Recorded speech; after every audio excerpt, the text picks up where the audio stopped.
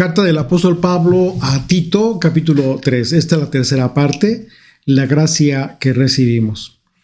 En nuestro estudio anterior recordarán que hablamos del concepto de la regeneración y analizamos su contexto conforme a las palabras del Mesías, de Yeshua, así como el sentido en el que el apóstol Pablo lo describió. Aplicó este término a un aspecto un poco más personal, hablando de cada uno de los creyentes, y entendimos la gran diferencia y la gran importancia que ha tenido para nosotros y para nuestras vidas el aspecto de la regeneración, como la renovación que el Mesías ha hecho en nuestras vidas. Y esto tomándolo, por supuesto, del concepto etimológico de la regeneración, que tiene que ver con una renovación, ¿sí?, en el espíritu a cargo del Mesías. Y esto nos ha preparado para ser aptos receptores de la influencia del Espíritu de Dios en nuestras vidas. Y esto es lo más maravilloso, porque justo eso es lo que nos permite recibir su gracia. Esa ha sido la gracia que hemos recibido, porque hemos decidido nosotros creer, como aquellos discípulos de Juan el Bautista, que eran creyentes, pero que aún no sabían si el Espíritu Santo podía influir en sus vidas. Y justo para dar testimonio de las palabras y la enseñanza de Yeshua, fue que el Espíritu de Dios obró en ese momento a través de Pablo, quien imponiendo sus manos sobre ellos comenzaron a hablar lenguas, dice la Escritura, que significa que comenzaron a hablar en idiomas extranjeros que no conocían, esto por obra del Espíritu Santo, haciendo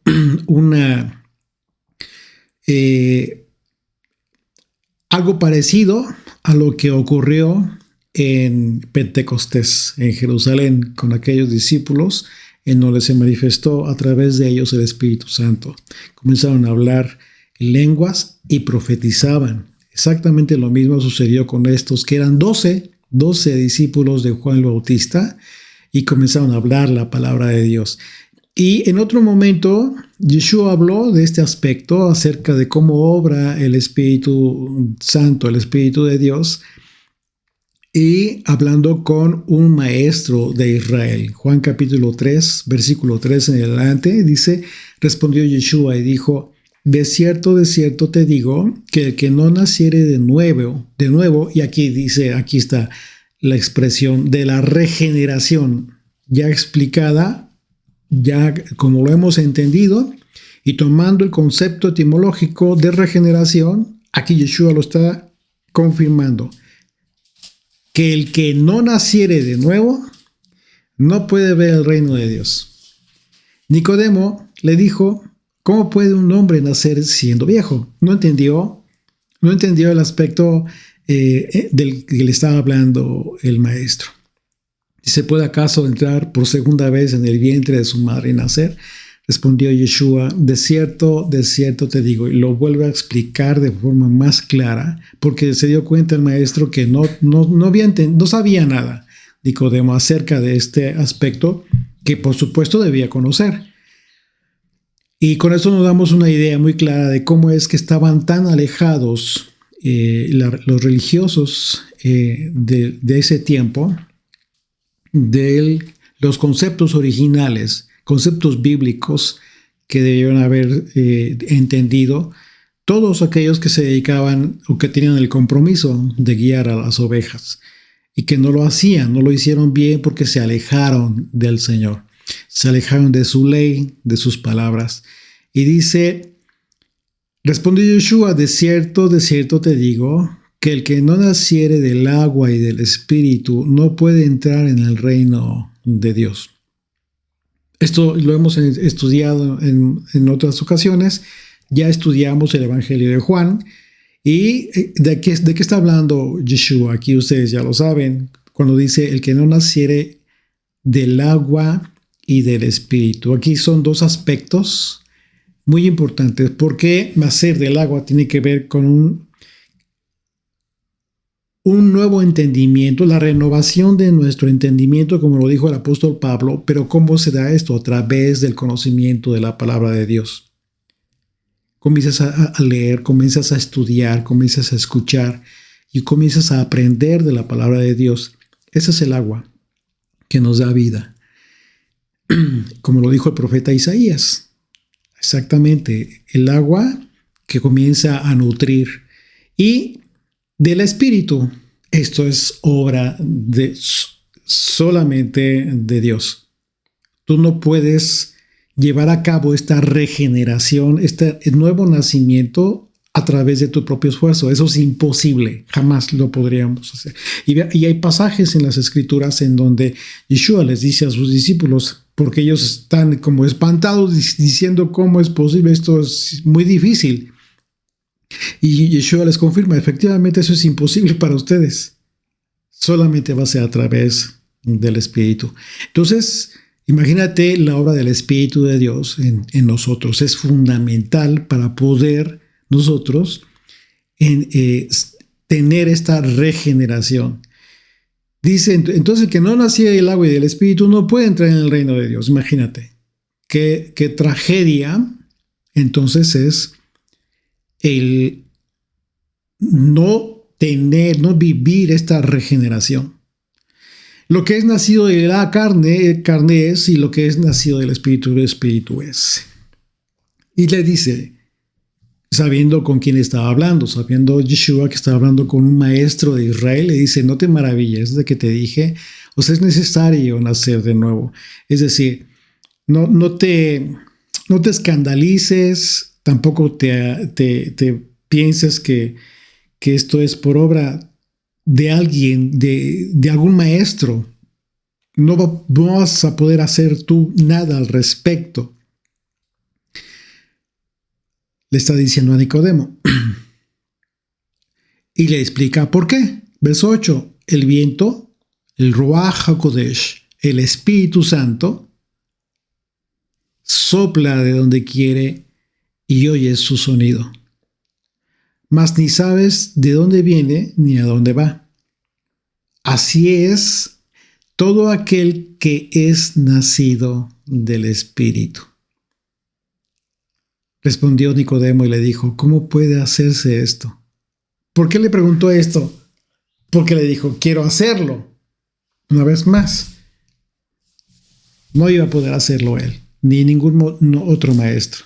Respondiendo Yeshua le dijo, ¿eres tú maestro de Israel y no sabes esto?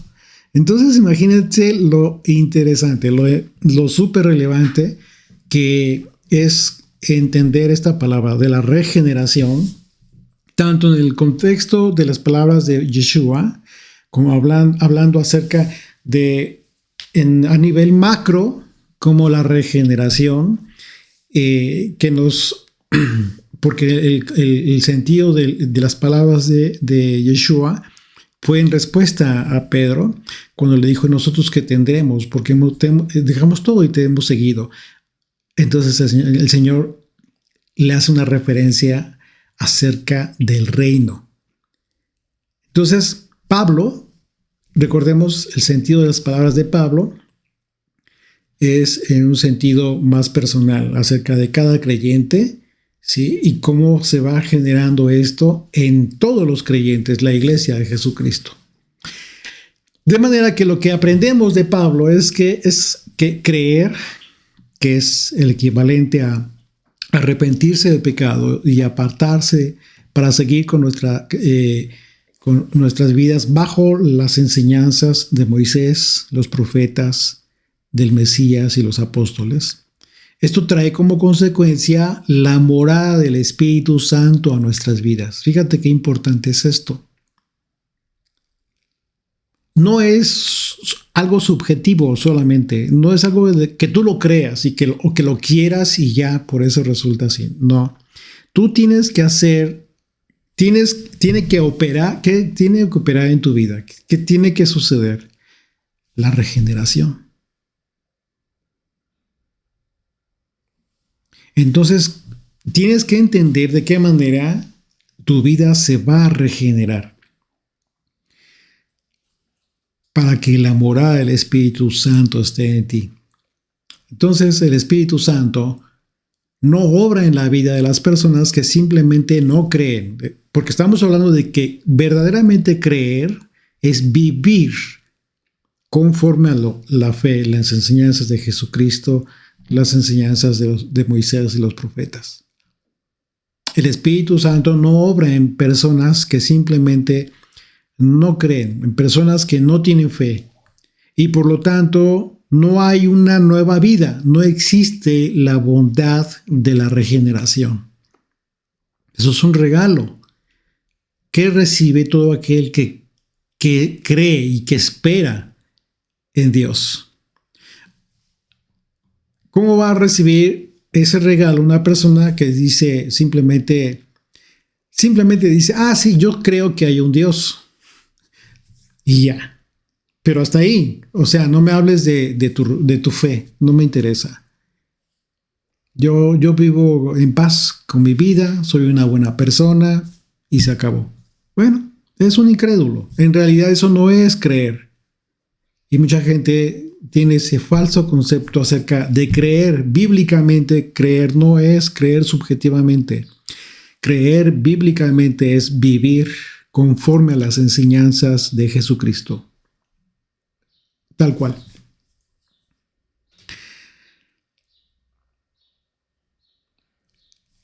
Entonces, una persona que no cree conforme a las Escrituras, simplemente no tiene la oportunidad de recibir esta regeneración en sus vidas. Lo que el Espíritu Santo sí ha hecho por muchos siglos en la vida de los no creyentes, ¿qué es? Porque podrías tú pensar, no, pues ya están perdidos. No, por supuesto que no. El Espíritu de Dios también sí ha hecho muchas cosas por los incrédulos, por los no creyentes, por los que aún no conocen. ¿Qué significa esto? ¿Qué ha hecho el Espíritu de Dios? Ha propiciado las condiciones para que vengan al conocimiento del Evangelio. Toda persona en este mundo va a tener una oportunidad, o quizás muchas oportunidades, de conocer el Evangelio. Un conocimiento natural, ¿sí?, como lo tiene cualquiera, pero el Espíritu Santo no va a morar en una persona que aún es no creyente o que es un incrédulo.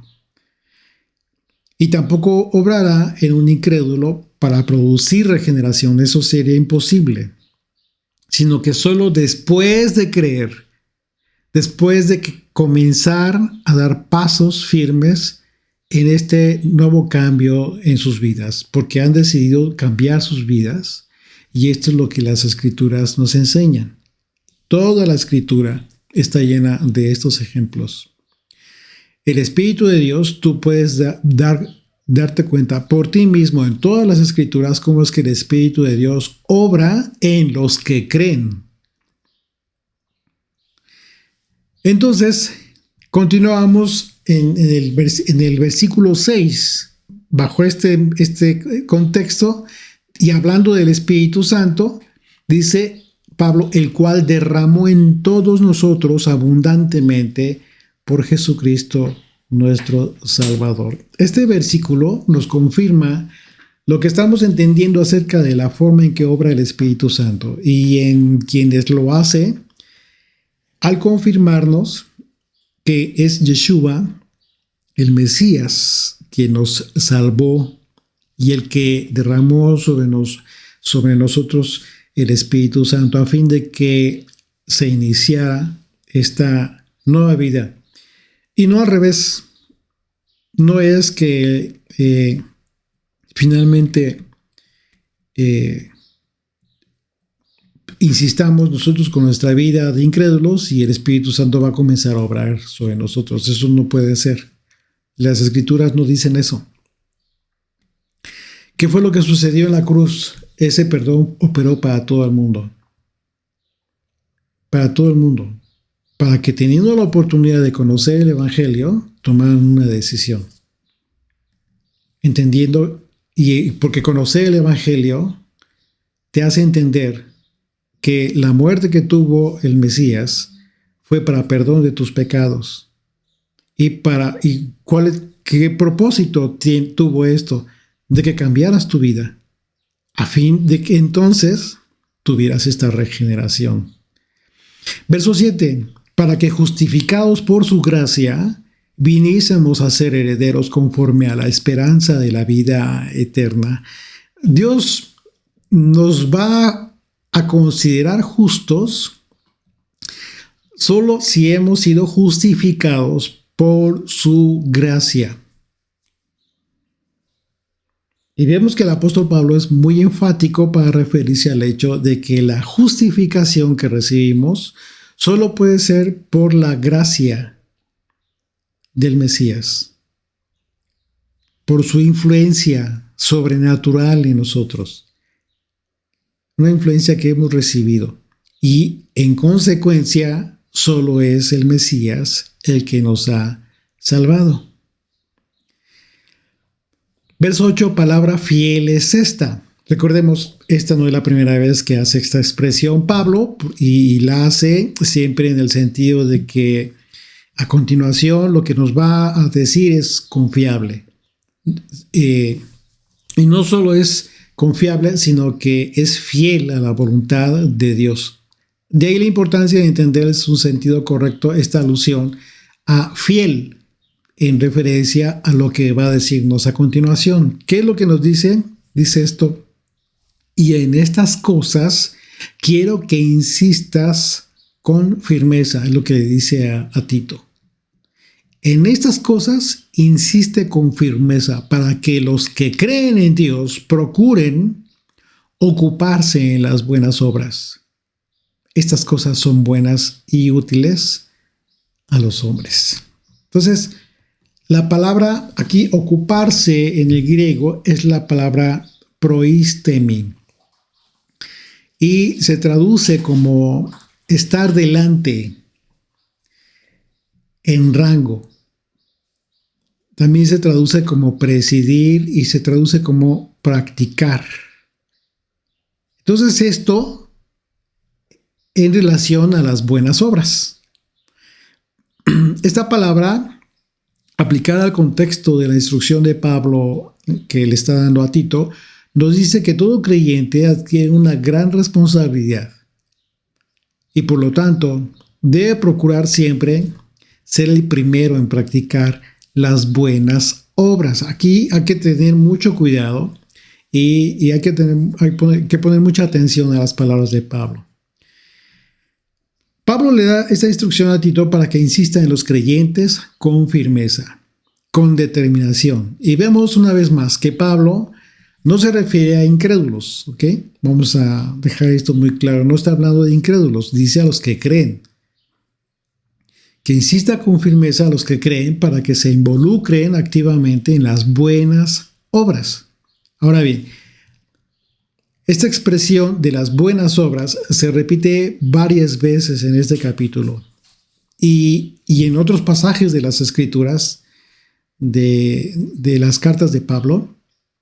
Entonces, por lo tanto, es muy importante que no olvidemos que siempre que leamos acerca de las buenas obras, estas no tienen que ver con nuestras propias obras. Cosas que nosotros hagamos porque simplemente consideramos que son beneficiosas para algunas personas. Y simplemente consideramos que esas son las buenas obras. Y aunque eso es bueno que hagamos, es bueno que hagas cosas buenas en beneficio de las otras personas. Eso es bueno, es muy importante. Eso no necesariamente son las buenas obras de las que está hablando Pablo en el contexto de este y de otros capítulos. ¿Cuál es el riesgo de que te quedes con esta confusión? De que Pablo fue, en lo que Pablo finalmente es muy insistente acerca de que entendamos con claridad cuáles son estas buenas obras. ¿Cuál es el riesgo? Bueno, el riesgo es de que nos engañemos a nosotros mismos y que poco a poco caigamos en el mismo error de los incrédulos. ¿Por qué? ¿Por qué un incrédulo se mantiene así? Porque él piensa eso, que lo que hace es bueno, que es la forma en cómo vive es una buena forma de vivir. Son las buenas obras. Y ayuda a mucha gente, tiene buenas acciones para con las demás personas. Pero es un incrédulo. Entonces, ¿qué pasa con esto? Bueno, una vez más, hacer buenas cosas en beneficio de las otras personas, eso es bueno. Claro que siempre va a ser bueno y Dios lo va a ver bien. Pero tenemos que poner atención a los conceptos que está utilizando Pablo para que no perdamos el hilo de lo que viene hablando. Porque él está hablando de la gracia, está hablando de conceptos tan importantes que solamente operan en los que creen, como la regeneración, por ejemplo. Y la regeneración no se da en quienes no creen, en quienes no tienen la fe. Y en esta diferencia, ¿qué es lo que hace la diferencia? Lo sobrenatural del Espíritu de Dios. Lo que puede hacer en unos y en otros. Entonces el riesgo es de que te engañes y que poco a poco te vayas quedando con el error que tienen los incrédulos, pensando que estás haciendo, que tú estás siendo justificado, que te consideres justificado por tu propia justicia. Ese es el peor error que puedes tener como creyente. ¿Por qué? Porque tus justicias, las cuales el profeta, son como las que el profeta Isaías calificó como trapos de inmundicia delante de Dios. ¿Por qué? Porque el pueblo dejó de hacer la justicia de Dios a cambio de tener sus propias obras, de su propia justicia. Y entonces el error es que te quieras hacer justo a ti mismo por tu propia justicia. Isaías capítulo 64, a partir del verso 5. Acompáñame en tu Biblia. Y quiero leer este pasaje para que entendamos la importancia de hacer esta gran diferencia y este énfasis en las obras de las que ha estado hablando Pablo. Y que no es algo ligero, porque quedarte con el error te va a hacer quedarte con el concepto equivocado que tuvieron desde la antigüedad el pueblo de Israel. Dice a partir del verso 5, Isaías 64 a partir del verso 5. Saliste al encuentro del que con alegría hacía justicia, de los que se acordaban de ti en tus caminos. He aquí, tú te enojaste porque pecamos. En los pecados hemos perseverado por largo tiempo. ¿Podremos acaso ser salvos? Si bien todos nosotros somos como suciedad y todas nuestras justicias como trapo de inmundicia. Aquí yo te pregunto, vamos a hacer una pausa. Fíjate bien lo que dice el profeta. Y todas nuestras justicias como trapo de inmundicia. Te pregunto, entonces, ¿dónde están las buenas obras? Si el profeta está hablando de sus justicias, lo que consideran sus justicias, sus obras justas, ¿acaso pudo haberse referido el profeta a trapos de inmundicia a los mandamientos? Por supuesto que no. Y en el anterior estudio, estuvimos analizando este tema de las obras de las que está hablando el apóstol Pablo y que tienen que ver con los mandamientos específicamente. y que tenemos que hacer una gran diferencia de esas obras de las que habla Pablo con relación a las buenas acciones que estamos llamados a hacer siempre en beneficio de nuestro prójimo. Pero eso es otra cosa. La relevancia de entender las buenas obras de las que está hablando Pablo se está pensando precisamente que se está refiriendo a los mandamientos de Dios. Entonces, cuando cometen las personas el error de simplemente hacer sus buenas acciones y ya pensar que esas son sus justicias y que están justificados, fíjate lo que dice. ¡Qué error!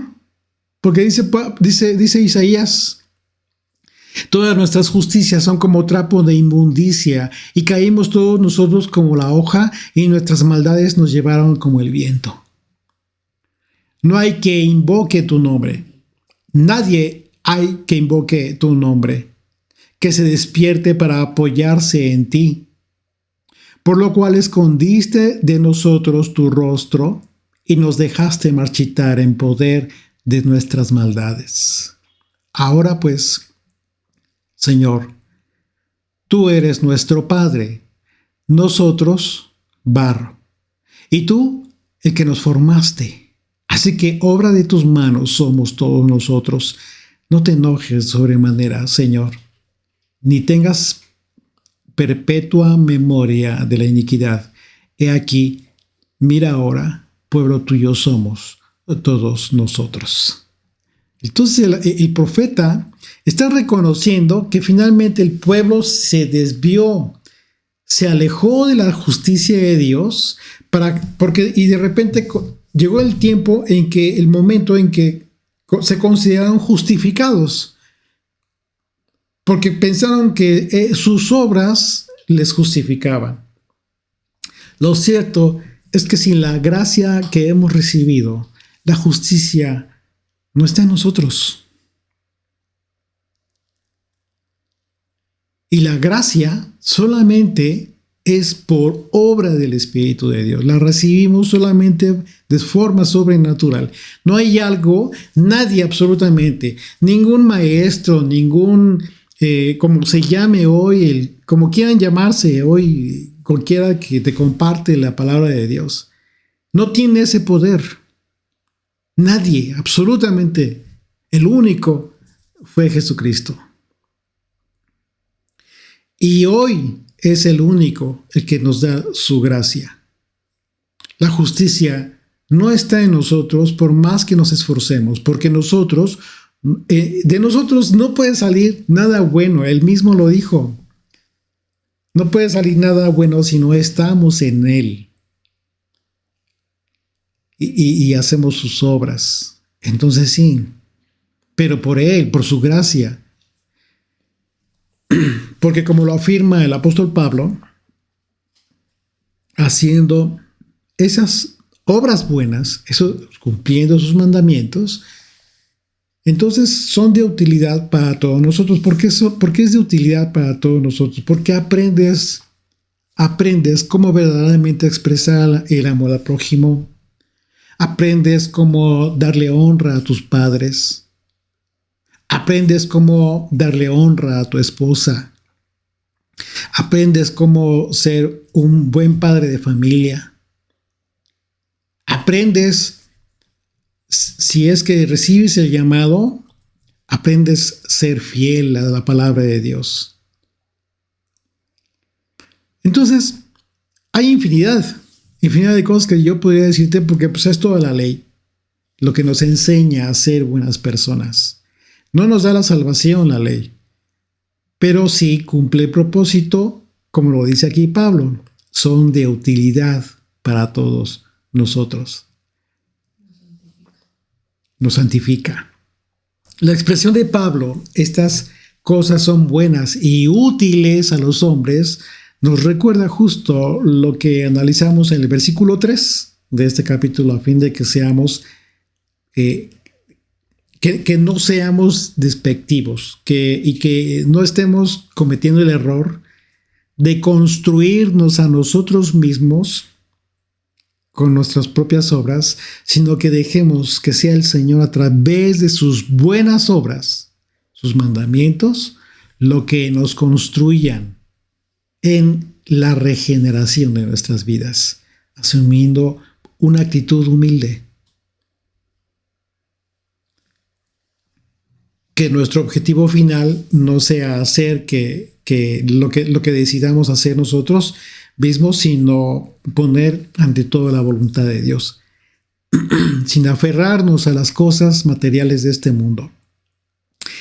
Y que haciendo las buenas obras del Señor nos convirtamos en instrumentos de bendición para otras personas. Dice el verso 9, pero evita las cuestiones necias y genealogías y contenciones y discusiones acerca de la ley, porque son vanas y sin provecho. Una persona que cree es consciente y responsable de ser guía, inclusive respecto de las buenas obras frente a otros. Una persona que cree realmente se procura por poner por obra los mandamientos de Dios. Y en ese sentido, ser ejemplo para los demás, enseñarle a los demás. Sí. A la familia, primeramente, a los amigos, etc. Porque eso es lo que hacen los hijos de Dios. Demuestran la educación que han recibido de su Padre. Si Dios es tu Padre, ¿qué has recibido de educación de parte de Él para que tú te consideres hijo? Pues tu educación es la Torá, los mandamientos.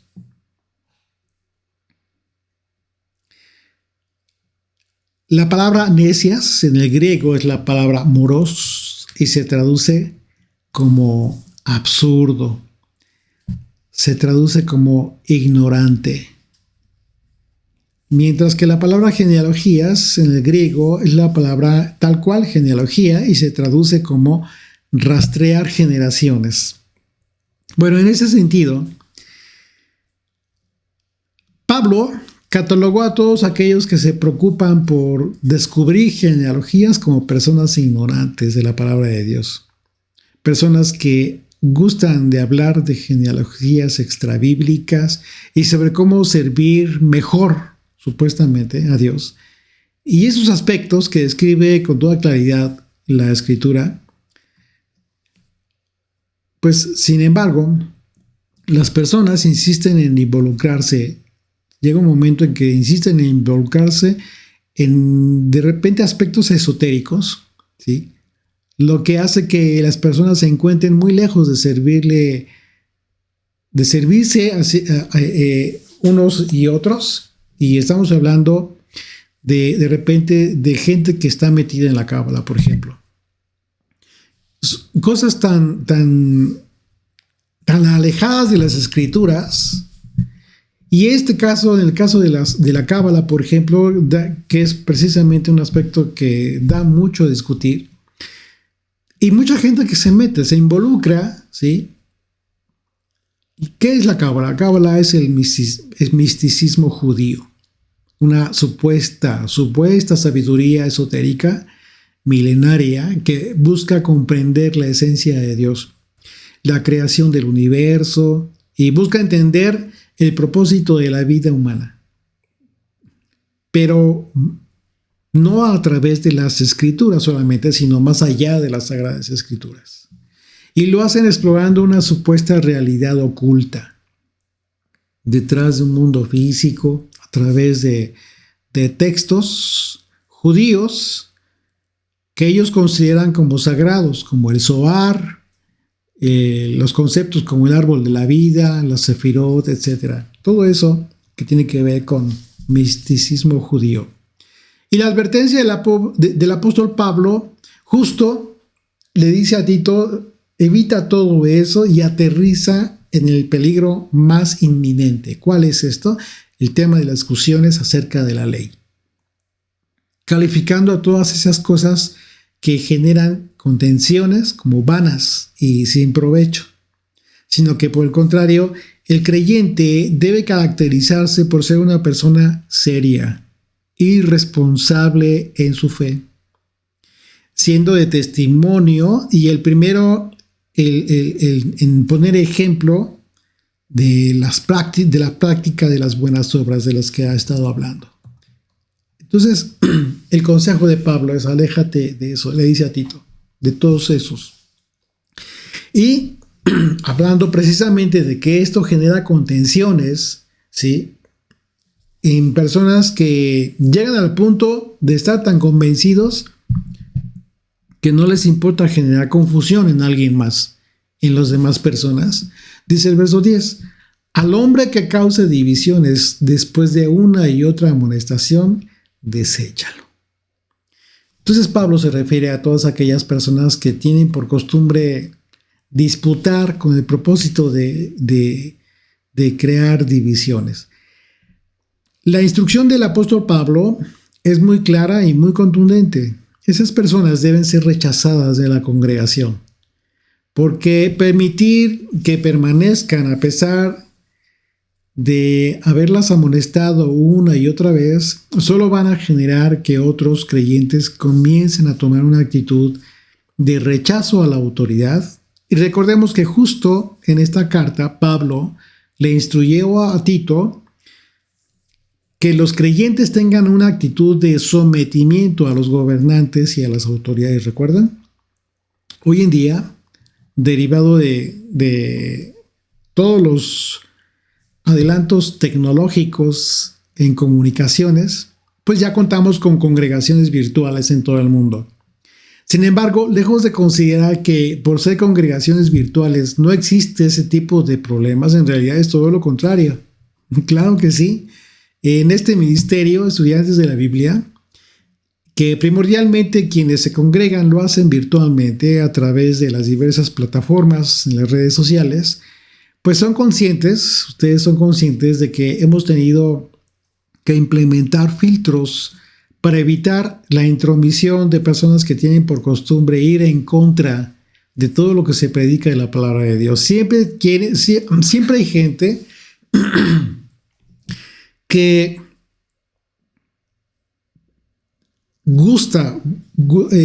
ya están acostumbrados a comentar, a hablar y siempre en contra de algún aspecto, con tal de hacerse notar. Esto es algo muy marcado en muchos grupos, incluso hay grupos dedicados a eso. O sea, así le llaman, grupos de debates, ¿no? De la escritura, dime tú, van totalmente en contra del consejo de Pablo que le dio a Tito, de una instrucción. Evita debates, evita contenciones. No, pero ahora hay gente que se dedica a andar creando grupos justo para eso. Como si saliera algo bueno de todo eso. No sale nada bueno, porque al final de cuentas todo el mundo opina con solo un propósito. De decir, yo pienso esto y esto para mí es la verdad. Y punto. Y no les importa. No tienen ningún propósito educativo ni edificativo. Entonces, hemos tenido nosotros que implementar determinados filtros para evitar la intromisión de personas que tienen por costumbre ir en contra de la palabra de Dios. Y lo más delicado es que muchas veces las identidades de esas personas son falsas. No se sabe quiénes son muchos de ellos. Porque tienen por costumbre usar nombres supuestamente hebreos, pero que en realidad no son sus nombres. A esas personas no les identifica esos nombres con su persona. Y esto deriva, por supuesto, de prácticas deshonestas, de andarse cambiando el nombre. Y deriva de falsas enseñanzas de supuestos maestros de la Biblia que le han enseñado a la gente a hacer eso. A partir de que te bautizas, tienes que cambiarte el nombre. Hazme favor. Hazme favor. ¿Qué va a cambiar eso en ti realmente? Absolutamente nada. Y ha sido una gran irresponsabilidad de muchas personas que andan enseñando la Biblia, y la gente lo cree. Y la gente cree por los argumentos que se les presentan, pero eso es algo totalmente irrelevante para tu fe. No te edifica en absolutamente nada, y al contrario, puede ser motivo de un problema porque te estás identificando con un nombre que no es el tuyo. Personalmente, este servidor de ustedes ha tenido que llevar a la práctica esta instrucción de Pablo a Tito, que después de una y otra amonestación a las personas que insisten en generar confusiones en otras personas, compartiendo doctrina judía que de antemano saben que no compartimos en este ministerio, por razones de sobra fundamentadas en las propias escrituras, y lamentablemente hemos tenido que desecharlos, como dijo Pablo, de esta congregación. Así es de que no se trata de una acción prepotente o de orgullo, no tiene nada que ver con eso, sino de orden. Pablo le dio esta instrucción a Tito porque no solamente se trata de, no es que queramos o que pensemos, porque sería lo más absurdo, pensar que tenemos toda la verdad. Pablo lo dijo, ni siquiera él era consciente, él fue consciente de que ni siquiera él tenía toda la verdad. Pero hay algo bien importante que va más allá de todo esto, de si tú crees en determinadas circunstancias, etcétera, y es que tiene que ver con el respeto.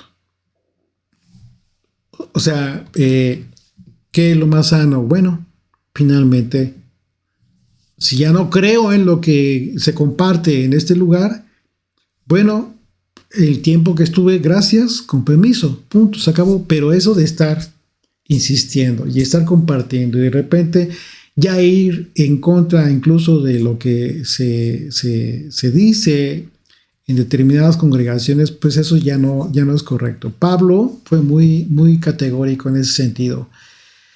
Y le dice el verso 11, sabiendo que el tal se ha pervertido. Y esto es lo más delicado. Dice, y peca, y se está condenado por su propio juicio. O sea, esto es terrible. Y hay que destacar el hecho de que no es lo mismo, como les decía, que a una persona la desechen de una congregación, ¿sí?, a que las personas por su propia convicción salgan de alguna congregación, física o virtual. ¿Cuál es la diferencia? El respeto. El respeto. Porque cuando un creyente, en base a su propio estudio, considera que el lugar donde se encuentra congregado ya no comparte la misma doctrina, o que considera que que hay cosas que no le checan de acuerdo a su propio estudio y convicción, pues lo más sano es retirarse. Y eso está bien, eso no se toma mal. Pero jamás faltar al respeto y causar divisiones. Por ello, Pablo dice que dichas personas solo se han pervertido y por lo tanto pecan, y su propio juicio les condena a ellos mismos. La palabra pervertido que se usa en este pasaje en el griego es la palabra autocatácritos y se traduce literalmente como autocondenado. Entonces, la autocondenación que sufren dichas personas es en base a su propia concupiscencia. ¿Por qué? Bueno, es decir, sus malos deseos y sus deseos prohibidos, que muchas veces es la actitud que se caracteriza por querer brillar frente a los demás, pero de forma corrompida. ¿Qué fue lo que pasó con Satanás? Justo eso.